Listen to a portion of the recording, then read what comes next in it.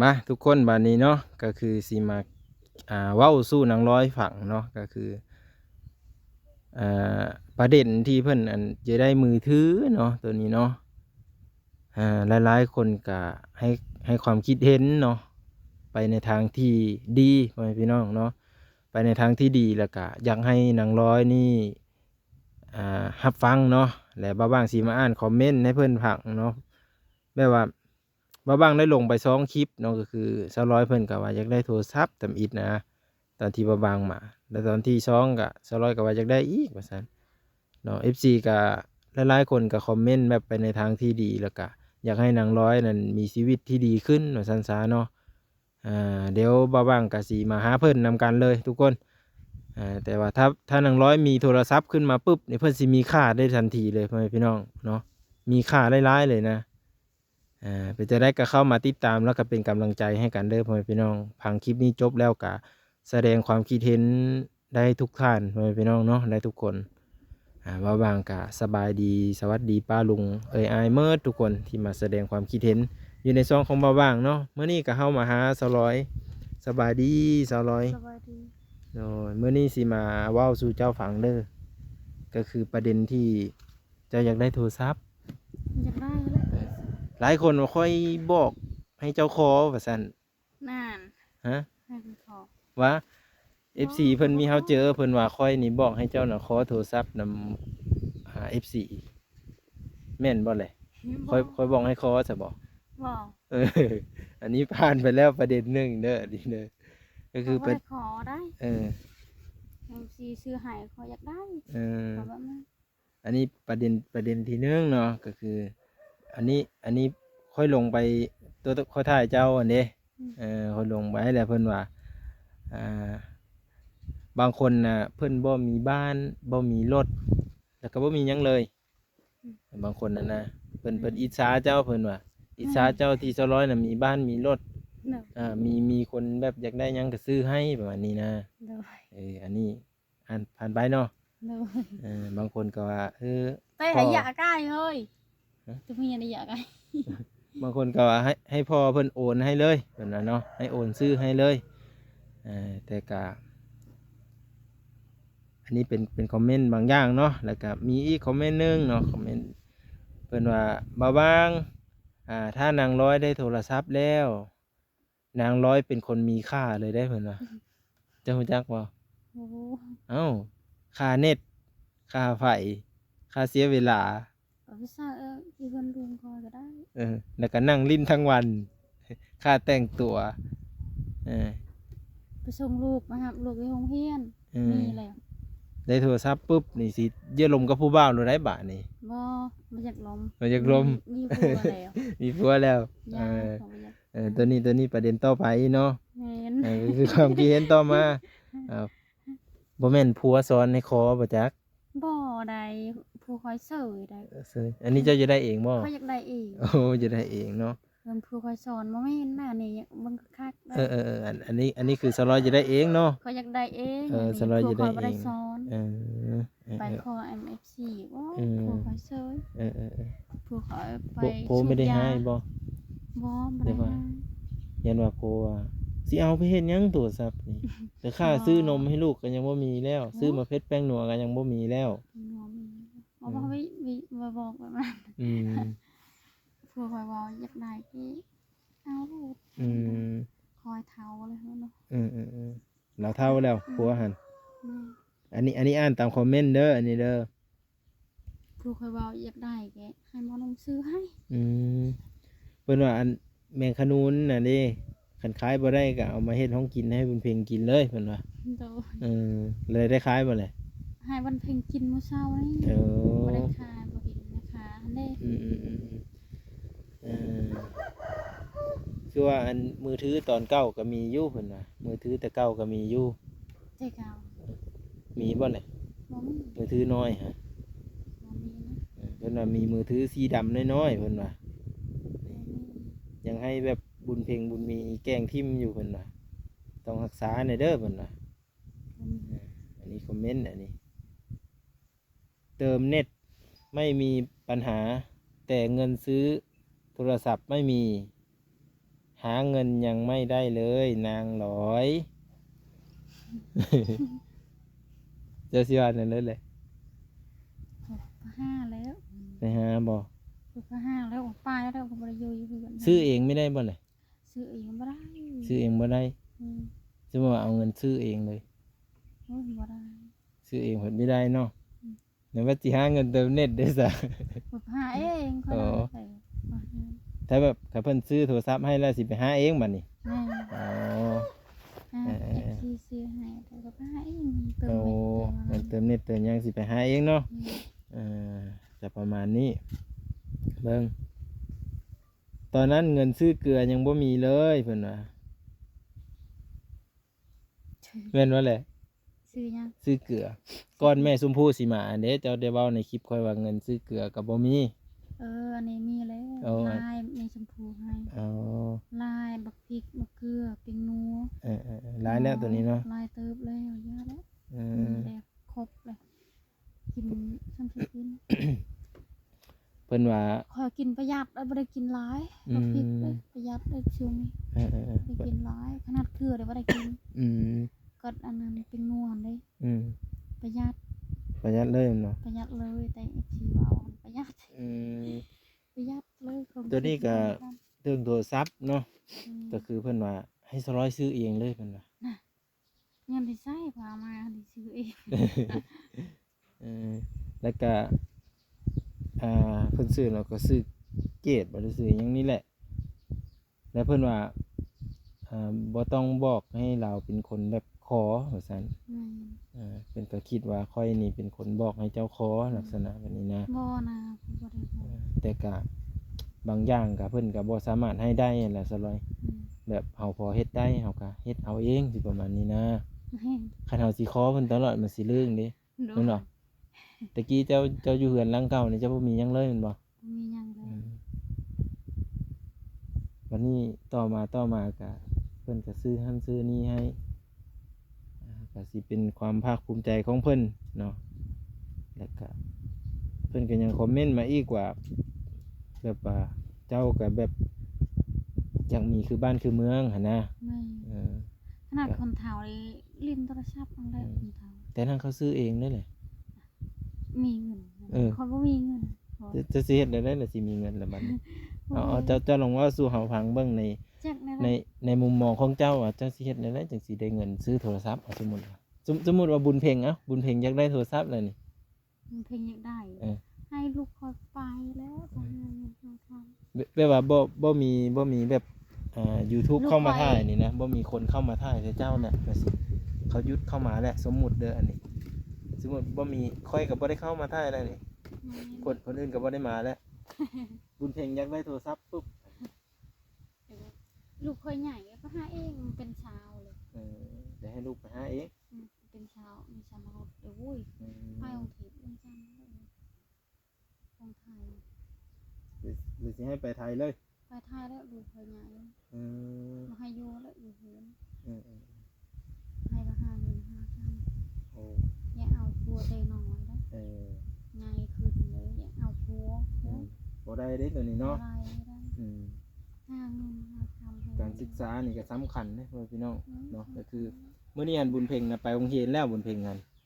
แม่นบ่เจ้าไปส่งแล้ว ขี่รถไฟฟ้าบ่ไป ขี่รถไฟฟ้า เอารถไฟฟ้าไปส่งเลยฮอดโรงเรียน เงาะโรงเรียน ตอนเรามานี่เจ้าสิไปเอาละอีบ่ เอาอีก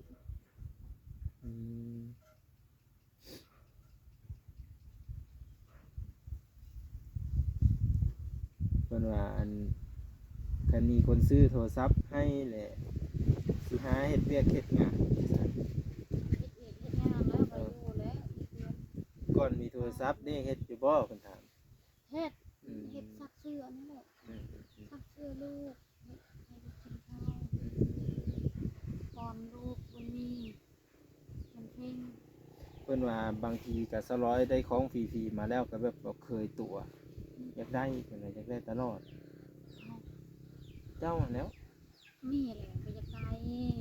ใช่อยากได้ตลอดอยากว่า เอาไผ เอาเว้าตาม FC เว้าได้นี่แล้วเพิ่นคอมเมนต์แล้วค่อยมาอ่านให้เจ้าฟังเด้อแม่นค่อยสร้างเรื่องขึ้นมาได้นี่แม่นค่อยเว้าเองเด้ออันนี้เด้อแต่น่าจะไปเว้าสู่ให้เกิ้งบ้างๆมาให้ค่อยอยู่ผู้เดียวซั่นบ่แม่นเด้ออันนี้คือเพิ่นพิมพ์คอมเมนต์มาเพิ่นแสดงความคิดเห็นนั่นนะแต่เพิ่นก็ให้มาบอกเจ้าว่าซั่นนะ เอาลงมาแล้วก็ไปสวรรค์ มาแล้ว เดือนนะ แล้วก็อ่าเป็นคือจังซั่นแหละเพิ่นเลยว่าบางที200ก็สิเคยตัวแบบว่าอยากได้หยังก็แต่เพิ่นซื้อให้จังซี่นะแต่ถามว่าค่อยอิจฉาเจ้าบ่ในถามว่าค่อยนี่นะอิจฉาเจ้าบ่ก็บ่ได้อิจฉาเห็นที่เจ้ามีเรือนมีศาลอยู่ก็มันใครกว่าแต่เก่าอะนะเพิ่นก็ดีใจนำบัดนี้การใช้ชีวิตก็สะดวกสบายขึ้นเรื่อยๆนะก็ แบบนี้แหละพ่อแม่พี่น้องแต่ว่ารถไฟฟ้ายังใช้ได้ปกติบ่ อืม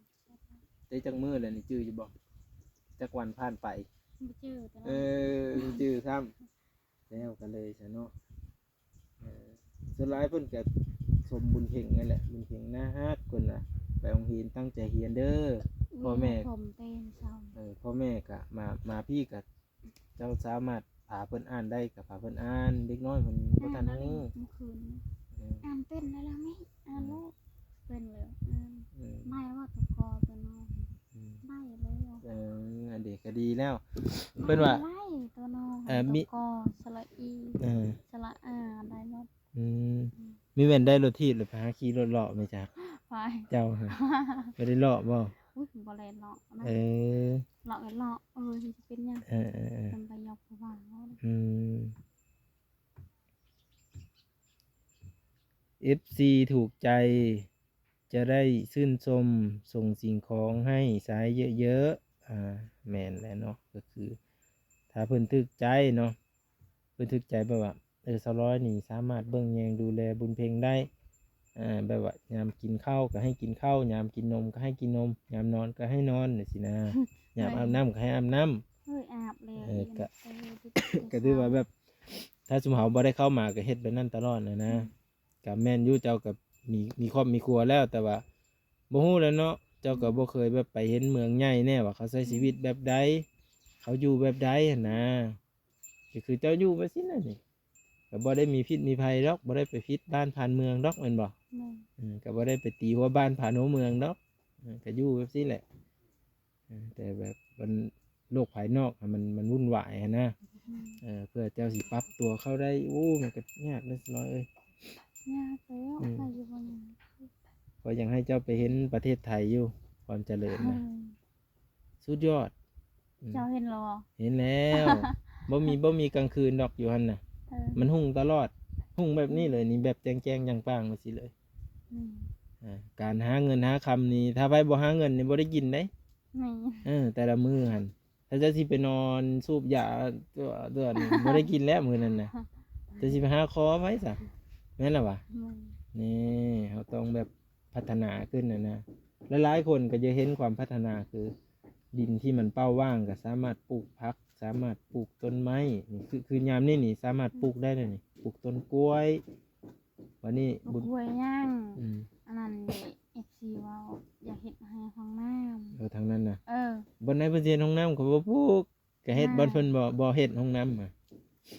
ลาสิเฮ็ดให้ห้องน้ำมีชมพู ห้องน้ำรู้สึกคือว่างบกันยังบ่ทันได้มีซ้ำเพิ่นน่ะถ้ามันมีได้บ่ลาว่าถ้าเอาเงินไปมีชมพูอันนี้ค่อยก็บ่ฮู้จักรายละเอียดเด้อตัวเรื่องห้องน้ำเด้อก็คือค่อยก็คือเจ้าเห็นนั่นแหละมาถ่ายก็คือใช้เงินตัวเองซื้อข้าวต้มขนมมาให้บุญเพ็งก็ได้ก็บ่ได้ว่าFC ซื้อข้าวต้มขนมให้ในเด้อบ่เด้อตัวนี้เด้อคือยามเฮามีเฮาก็ซื้อมาสบายขอได้บ่ได้กินขนมรสเลยยาแล้วเป็นซั่นแหละเจ้าไปพิษกินนั่นแหละ บ่ได้กินเลย พิษกินวุ้นนั่นแหละพิษกินวุ้นแหละคือมันมีธาตุหวานเด้เพิ่นสิเฮ็ดห้องน้ำอยู่ทางหลังพุ่นเฮ็ดบ่ได้เลยเฮ็ดบนสวนนั่นเลยบ่บนสวนโอ้พอดีงามเลยนะข้างห้องน้ำกับปลูกต้นกล้วยโอ้งามเลยทุกคนแบบเจ้าคิดภาพออกบ่แนมไปทางหลังนี่เจ้านั่งนี่แนมไปสิเห็นต้นกล้วยเต็ม ฮอดยามนั้นบุญเพ็งก็สิเฮาไปปิดกินมะกล้วย ยามเจ้าได้ปีมาเจ้าก็ตัดปีไปขาย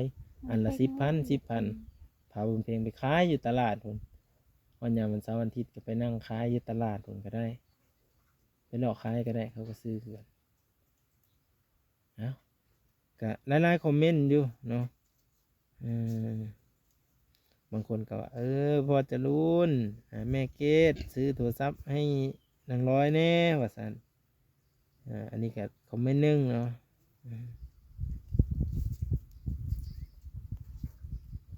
มัน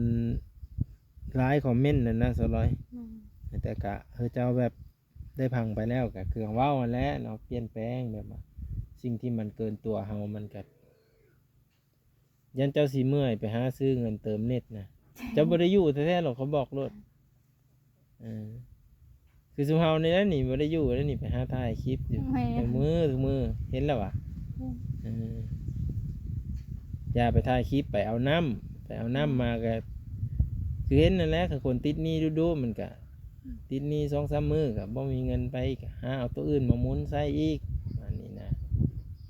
พอทุนเรามันน้อยเห็นบ่สุเฮาบ่ได้อยู่บ่ได้เสาเพราะฉะนั้นเราเพื่อสิได้เงิน10ๆ20ๆซะเลยคือเจ้าเห็นนั่นแหละบางทีก็ไปหาขุดกระปูก็สิได้อยู่บ่คันบ่ได้กระปูฮอด20-30 ตัวบันเทิงมือตอนเล็งบ่ได้เข้าโรงเรียน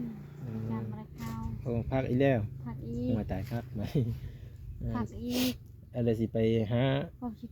ไปขุดแมงขนุนโอ้ไปขุดแมงขนุนพอได้ค่ะอ๋อพอได้ขายสิขุดมาขายอีกมาขายอีกได้บ่ละมือละ10,000มื้อวานนี่ก็บ่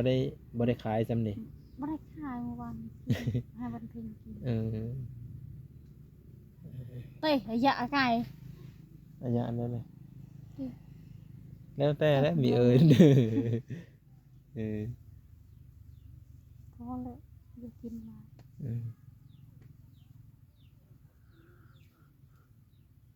มันเป็นนั่นแหละเนาะก็คือประเด็นมื้อนี้ก็คือมาเว้าสู่เพิ่นฟังเด้อพี่น้องเด้อ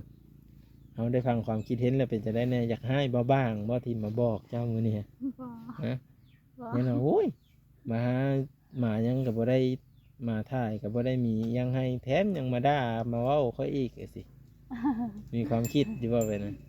บ่ได้เขาบ่ได้คิดสน้อยเพิ่นมีคิดเดี๋ยวเบิ่งก็คือคนบ่ได้คิดแบบนั้นได้คืออันนี้เฮาถามเด้อบ่จักแล้วบ่อันนี้เฮาถามแต่ว่าให้คิดเอาไว้เฮาบ่คิดแล้วสิยังให้ก็ให้แล้วอันนี้เฮาบอกดีบ่แม่นเอาสิบอกบ่ดีเนาะก็หั่นแหละอันนี้เว้าบ่ได้คิดแบบนั้นแต่ฮู้จักอยู่ดอกเจ้าคนบ่มีพิษบ่มีภัยดอกบ่เคยให้ใช่ดอกหาดเอื้อคอยมาเลยเขาบ่ได้ให้อันนี้เว้าสู่ฟังคนว่าหลายผิดอยู่คนว่าหลายมันหายถ้าคนบ่มีโทรศัพท์จะดีอย่างหนึ่งเลยพอมีหลายเราหาเงินซื้อเราสามารถซื้อเองได้พันว่าหลาย1,200,000บ่ล่ะว่าบ่ฮู้1,200,000ถามเรามื้อน่ะเราสามารถซื้อเองได้เด้เจ้าก็ลองดิมันเป็นความภาคภูมิใจอย่างหนึ่งในที่เราได้มาด้วยตัวเองนะสำหรับลองมึงเด้อคันว่าอันนั้นก็ซื้อเองเบิ่งโอ้ยเงินใจเนาะคงเพียงมึงโทรมาเอาบ่บ่เอาเมื่อแล้วเนาะก็คือหานี่นะหาไปเรื่อยๆจนทำมันได้ไปแล้วเอาโฮมไปเด้เท่าละน้อยค่อยเคยได้แต่กี้ค่อยจะได้โทรศัพท์จะได้โทรศัพท์ก็แม่ซื้อให้แน่แม่ก็ว่ามึงจะได้หาเงินซื้อเองค่อยกะผู้จักบ่ค่อยเห็นเอาเลยค่อยไปท่งนะแม่ปลูกหมกเพชรค่อยหาบน้ำยามแดดเจ้าเคยเห็นบ่เดือน4เดือน5มันแดดสำใดอยู่ท่งมันบ่ค่อยมีกุ๊กไม้หรือสิดอกแล้วก็ปลูกหมกเพชรอยู่กลางเดินเพื่อสิได้มาขายบ่แม่นง่ายไปแต่ละมื้อโรงเรียนบ่ได้ไปโรงเรียนไปฮดมาเพชรผลลายกว่าอยากได้เงินซื้อโทรศัพท์บัดนี้ลุงมาแต่ไทยเพิ่นเห็นหมอน้อยนี่จะได้โทรศัพท์ซื้อโทรศัพท์เครื่องหนึ่งโอ้ยดีใจขนาดเลยนั่นเจ้าต้องหาเองโทรศัพท์ลุงเจ้าแต่ว่าเพิ่นเห็นในความพยายามของเฮาบ่แม่นว่าลุงซื้อโทรศัพท์ไม่ค่อยแน่อันนี้นะ พิ่นก็ซื้อให้ก็ดีตอนนั้นก็ได้ก็ยอมรับอยู่พอลุงเพิ่นก็ได้ก็ความตั้งใจของเฮานั่นแหละได้ผู้เรื่องก็ฮิปโฮมเซอร์เฮาก็บ่ได้แบบขอคนอื่นหลายอ่ะนะเราขอคนอื่นแล้วมันก็สิเคยตัวว่าซั่นซะก็ลองเบิ่งลองหาด้วยตัวเองเบิ่งกินจะเป็นความภาคภูมิใจของแต่เจ้าเองเจ้าก็สิรักษาขึ้นหลายเด้บัดนี้ซึ่งก็คือส่งเสริมเจ้าซื้อเองนี่ตัวละ400-500 บาทนี่คนอื่นสิไปจับสิไปหยิบนี่เจ้าพอมีหยิบพุ่นจ่าค่อยดอกกันค่อยนี่กันซื้อเองนี่คนอื่นสิมาหยิบมาจับนี่มันฮักมันบ่ได้เลยของคนอื่นรักษาปอกับรักษาคือกันอย่างเราเพิ่นเอาให้กะคือเจ้านี่แหละนี่เพิ่นเอาอิหยังให้หลายๆอย่างรถทีบมีแต่เพิ่นเอาให้หมดอ่ะว่ะนี่ก็บ่ได้แบบว่าซื้อเองมีบ่ที่ซื้อเองนี่ว่าซั่นสิ่งที่ได้มาง่ายๆก็ต้องรักษาไว้ใช้เองแล้วเพิ่นบ่ได้ห่วงมาใช้นำดอกก็คือเพิ่นให้ไปแล้วก็บ่มีผู้ใดมาถามคืนดอกสลอยเอ้ยเอามาให้คืนเด้อบ่มีเด้อแม่นล่ะวะแบบซั่นแหละอันนี้บ่บางมาบอกเนาะบอกบางคนยังมีเข้าใจนะว่าเบิ่งหลังก็บ่บางก็บอกเพิ่นอยู่ทุกคนแต่ก็คือว่าอันแหละสลอยเพิ่นก็ยังบ่ทันได้ไปเห็นเมืองใหญ่ฮอดสวรรค์ได้ไปเห็นอยู่บ่ บ่เห็นฮอดสวรรค์ซะแล้ว บ่เห็นฮอดสวรรค์ทำ บ่เคยไป บ่เคยไปเลยสวรรค์ก็บ่เคยไปเวียงจันทน์แฮงแล้วเนาะ แล้ว ได้เห็นแต่เมืองสนนี่ แม่น โอ้ยตายคักเลยเนาะตลอดได้เห็นแต่เมืองสนเนาะ คอยเห็นอยู่โทรศัพท์ชื่ออหยังลายเติบ ซ้ำนะ ไปก็อันนั้น สมมุติไปเห็นโทรศัพท์อยู่ทางหน้าเขาเล่นว่าอยู่ในตู้แก้วนี่ ป้าโทรศัพท์อันนั้นคือลาย อืม งามลายเด้ โอ้ ก็สอนเด้ตอนนั้นเขาไปเมืองเด้ เอาไปยิบซินน่ะ แม่น อืม เขาอยากได้เด้มีเงินเด้อ อืม เขาอยากได้ ข้าเจ้าโฮมเงินมานี่โอ้ค่อยว่าเป็นความภาคภูมิใจของเจ้ายังยิ่งใหญ่เลยนะว่าลีซื้อเองนี่ลองซื้อเองเมืองเด้อตัวนี้เด้อโทรศัพท์ มีเงินยันบ่มีเงินน่ะเด้อ การแล้วจังหวะลองเบิ้งบางทีซื้อเองมันสิภูมิใจเนาะเพราะว่างกับวงจักในว่าไลน์ดอกทุกคนเลยแต่ประมาณนี้เนาะพอไลน์จะในสลอยสิแกงไม่คอนเจนเนาะ โอ้ยว่าเหยาะได้สลอยได้อย่าให้ได้ กินข้าวกินปลาก็เพิ่นเลยแหละมื้อนี้ กินป้า กินปลาน้ำกินแมงจุจี้น้ำเป็นเลือกไก่เจ้าไข่แล้วบ่ตัวนี้บ่อ๋อตัวที่มันยอกนี่เอามื้อนั้นมันไม่ได้ขึ้นไปซ้ำบ่ บ่ โอ้ฝนตกมันก็กลายได้เนาะ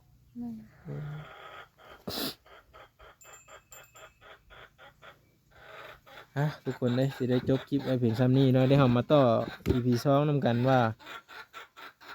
สีถามเพิ่นเรื่องอีหยังอีกบานนี้ก็คือเรื่องโทรศัพท์นี่200พอได้เต็มป้าเลยว่า ว่าสามารถหาเงินซื้อเองได้คอยกับมาบอกเพิ่นแล้วนะตามคำขอ FC นั่นแหละเนาะมาบอกเพิ่นเรื่องการรักษาสิ่งของที่ FC ซื้อมาให้ได้มาง่ายๆนะก็ให้เพิ่นรักษาเลยเพราะว่ายื้อเฮือนกันแหละอันนี้มาบอกเพิ่นแล้วเด้อพี่น้องเด้อวิดีโอหน้าจึงมาพ้อกันใหม่ไว้พี่น้องเอ้ยเนาะก็ขอบุญขอบคุณทุกคนนั่นแหละเนาะอายเมื่อทุกคนที่มาแสดงความคิดเห็นแล้วก็ให้กำลังใจเบาบ้างด้วยการมาถ่ายคลิปเนาะเบิ่งโฆษณาให้เบาบ้างกะนางร้อยกะนั่นแหละเบาบ้างได้บอกไปแล้วเนาะตอนหน้าพอกันใหม่ทุกคนสบายดีซะร้อย สบายดี